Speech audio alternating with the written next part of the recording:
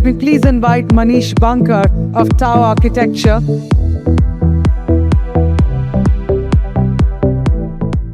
Good evening, everybody. And I was quite impressed by the way the many presentations have gone so far. And I'm glad to be here among all of you. I actually Manish. I'm from Pune. We have a practice called Tower Architecture Private Limited.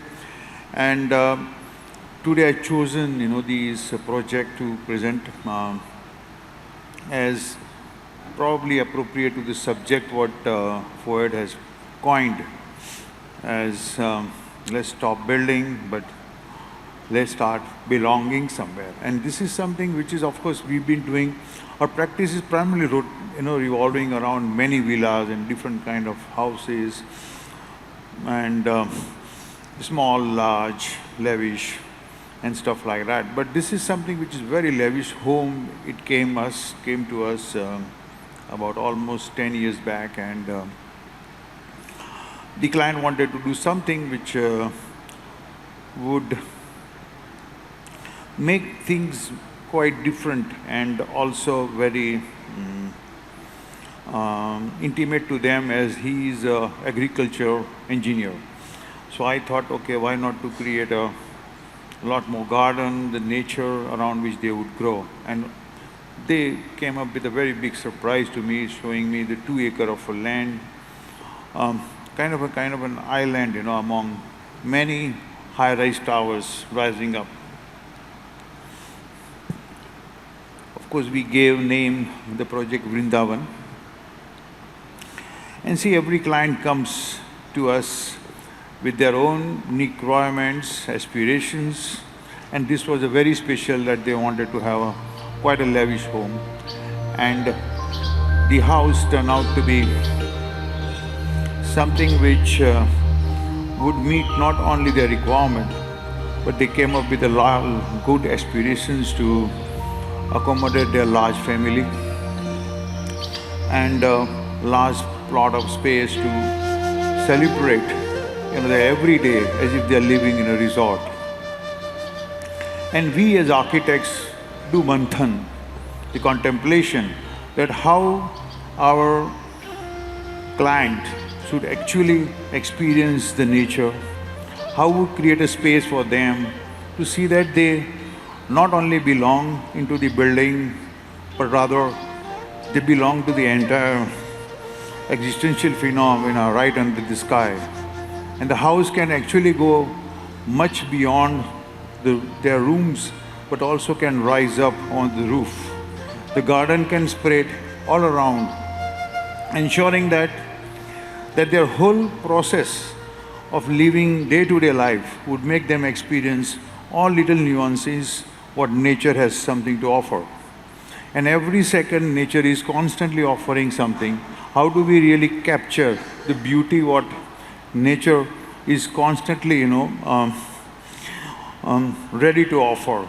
And for instance, the roof plan what I'm showing is something which is like kind of a green blanket, which makes the house much more cozier to live underneath, while allowing the house to breathe with a good cross ventilation, with the natural light filtering into the inner spaces, and of course using even the solar energy to actually offset all the consumptions what they do.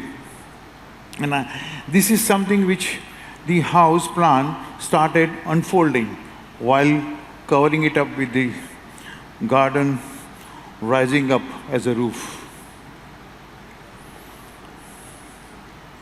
And the plan also was basically derival of the 2 floors underneath with the roof on top.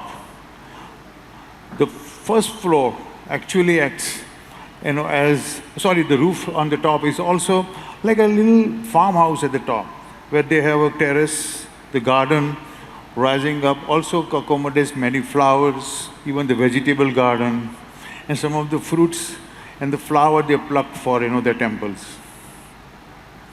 And the first floor predominantly actually takes care of some of the recreational facility and a couple of bedrooms, library, study room, and also the kind of a little sports lounge.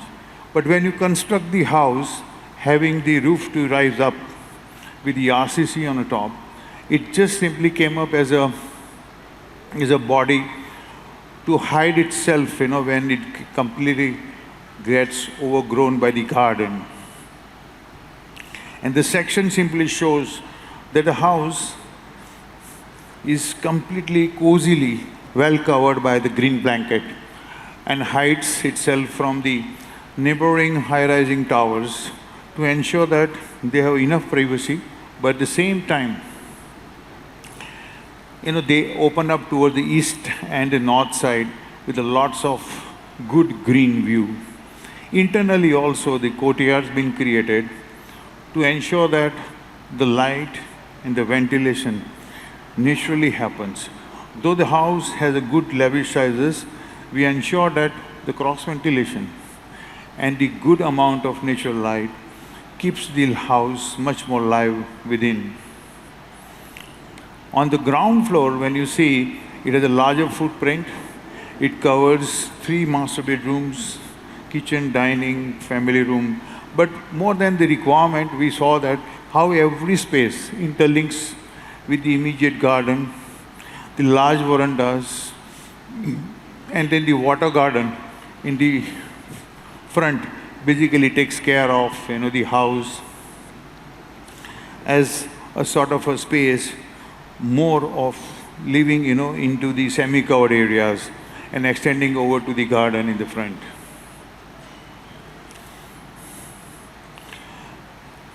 And having a large family number, they have a good gathering spaces, but idea was to have a celebration almost every day, whenever they have a evening times for a family to come together. So if you look at the plan, it just simply covers up most of the requirements on the ground floor predominantly, while having 2 structures. One takes care of the recreational facility, while the major one basically houses the main house with the kitchen being well supported by the services. And this is how the 2 forms. One, having a main house integrated with the water gardens, swimming pool, the gymnasium, everything is integrated in a way that it becomes a kind of a one experience seamlessly flowing from one corner to other corner. And we allowed nature to creep over the entire building. An idea was to hide the whole form of the house while ensuring that the garden, rather we owe what we have taken away from the Mother Earth, basically given back through the form of roof and its garden space. We made each and every living space directly interacting with the immediate gardens, whether it may be green or water, but ensuring that all natural light. And of course, the opulence we did not wanted to miss out. So even the little elements and all, they are well taken care of, and most of the areas basically leads us either into the private garden. This is the one of the particular private court which is attached with the master bedroom.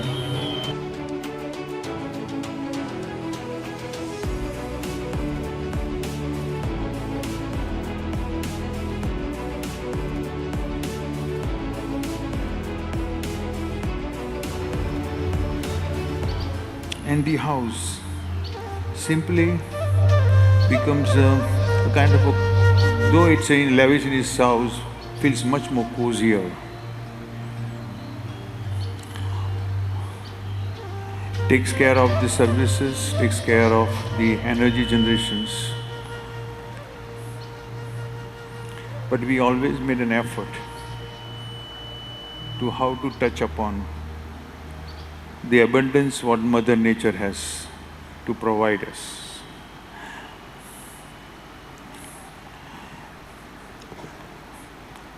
And I find that the luxury is not only in the form, but primarily how it leads us to explore what is being offered by Mother Nature. And that's all. The luxury is not just superficial. To me, it's much more experiential. And the house may be of a small or big, it doesn't matter.